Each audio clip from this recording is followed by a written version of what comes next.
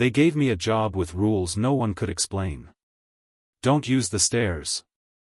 Don't answer when you hear your name. And if you see someone who looks like you, run. I followed the rules. Now I'm the one who writes them. I took a job no one could explain to me.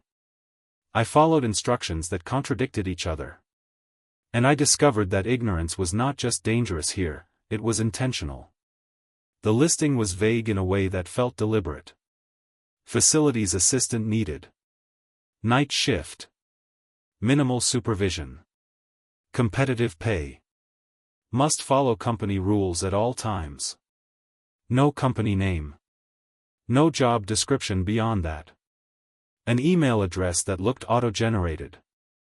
I should have closed the tab. Instead, I applied. The reply came less than a minute later. No greeting. No signature. Just an address, a start date, and one sentence that sat wrong in my stomach the moment I read it.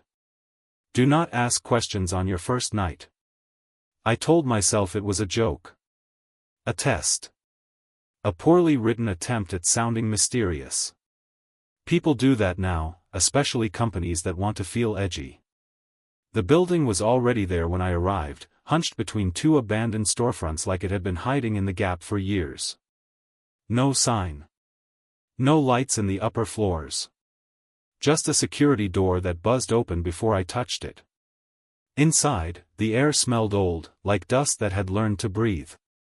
A man waited at the desk. He did not look up when I approached. "You're late," he said. I checked my phone. I was early. "I'm on time," I replied. He paused, then slowly raised his head. His eyes were bloodshot, but not tired, strained, like he had been staring at something that stared back. "For now," he said. "Sign here." The paperwork was thin. One page. No logo. No legal language I recognized. Just my name, my signature, and a paragraph titled Rules. I laughed under my breath. "Is this serious?" He finally looked directly at me.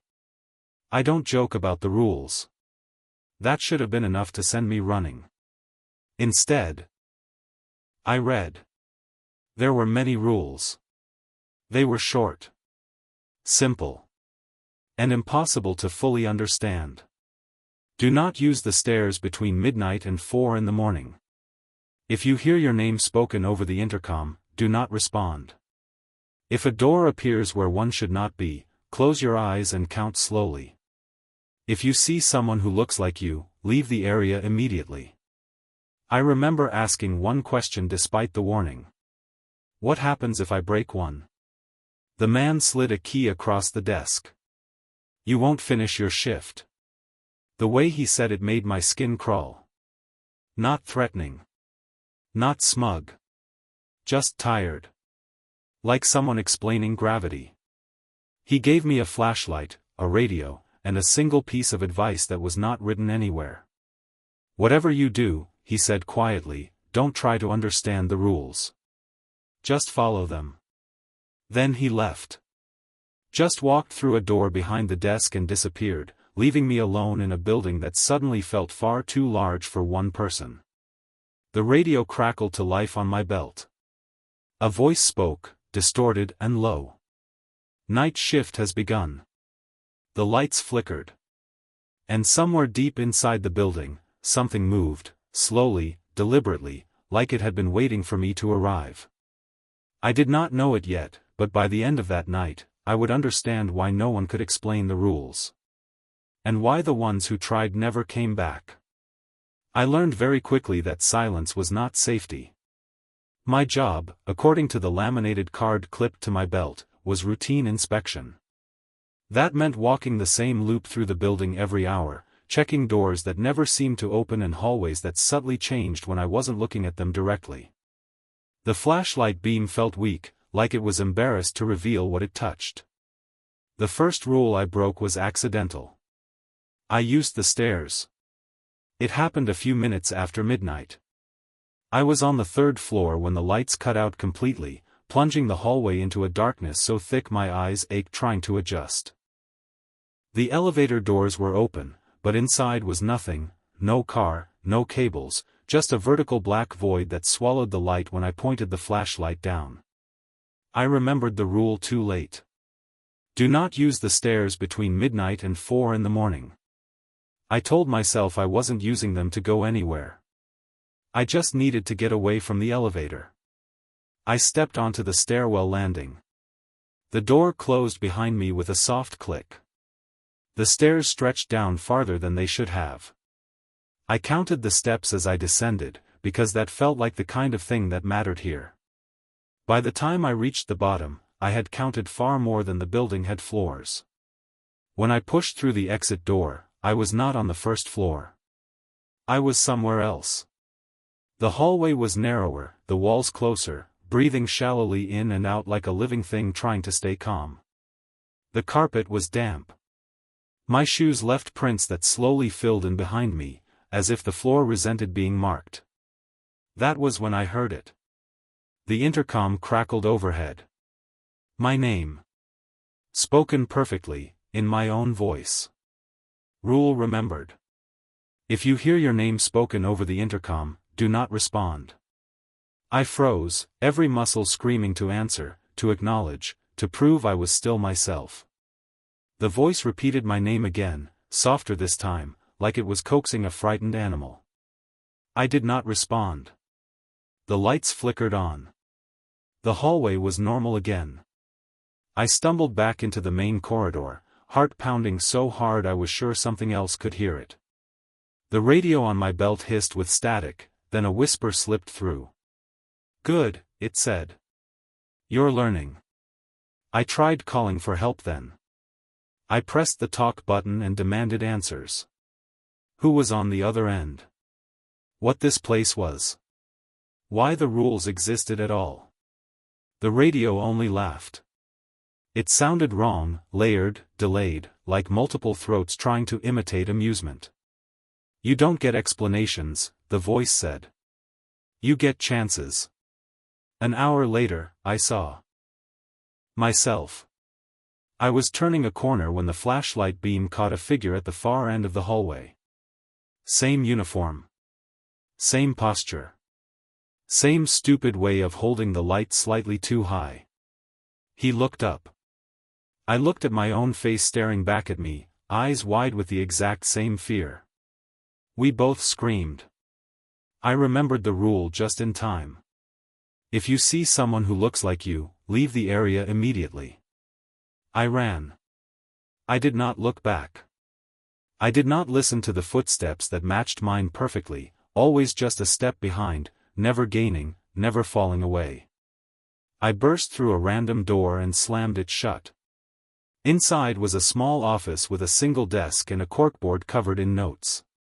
Handwritten notes. Warnings. Confessions. Dates scratched out over and over, like the writers had lost track of time. One note stood out, written in shaking ink. The rules change when you start understanding them. That was when I realized the truth. The rules were not there to protect me from the building. They were there to protect the building from me learning too much. The lights flickered again. The door handle began to turn from the outside. And the radio whispered my name, not over the intercom this time, but right beside my ear. I knew then that I was running out of chances. I stopped running when I realized the building already knew where I was going. The door to the office rattled gently, politely, as if whatever stood outside was asking permission instead of forcing its way in. The handle turned a fraction, stopped, then turned back again. Testing. Learning. I backed away until my shoulders hit the corkboard. The notes fluttered, though there was no wind. I grabbed one at random and read it aloud without thinking. They let you think escape is possible, it said. That's how they measure you. The radio buzzed to life. You shouldn't read those, the voice said, no longer amused. Those are employee records. What are you? I shouted. What is this place? A pause. Then, finally, an answer. A filter, the voice replied. A training ground. A job like any other. The door opened. It was me who stepped inside. Not the version from the hallway, this one looked older. Thinner. His eyes were calm in a way that terrified me more than fear ever could. He wore the same uniform, but it fit him like it had grown there. "I'm what happens when you follow the rules long enough," he said. "And you're what happens when you start questioning them." I noticed something then. His badge. It had my name on it. Underneath, in smaller text, was a title I had never seen before. Night Supervisor. "You didn't make it out," I whispered. He smiled sadly. "Neither will you. But you might move up." The lights went out completely. In the dark, the building spoke, not in words, but in pressure, in memories that were not mine being pressed into my skull. I saw others like me arriving for their first night. Signing the paper. Laughing at the rules. I saw them break in different ways, some screaming, some begging, some calmly accepting their place. I understood then why no one could explain the rules. You can't explain hunger to the thing that feeds. The lights came back on. The other me was gone. The radio crackled one last time. "Shift complete," the voice said. "Congratulations." I was at the front desk. Morning light streamed through the glass doors. The man who had hired me stood where I was standing now, younger than I remembered him being, eyes bloodshot and strained. He slid a key across the desk. "You're late," I said, before I could stop myself. He looked confused. "I'm on time," he replied. "For now," I said. He hesitated over the paper, scanning the rules with a nervous laugh. I wanted to warn him.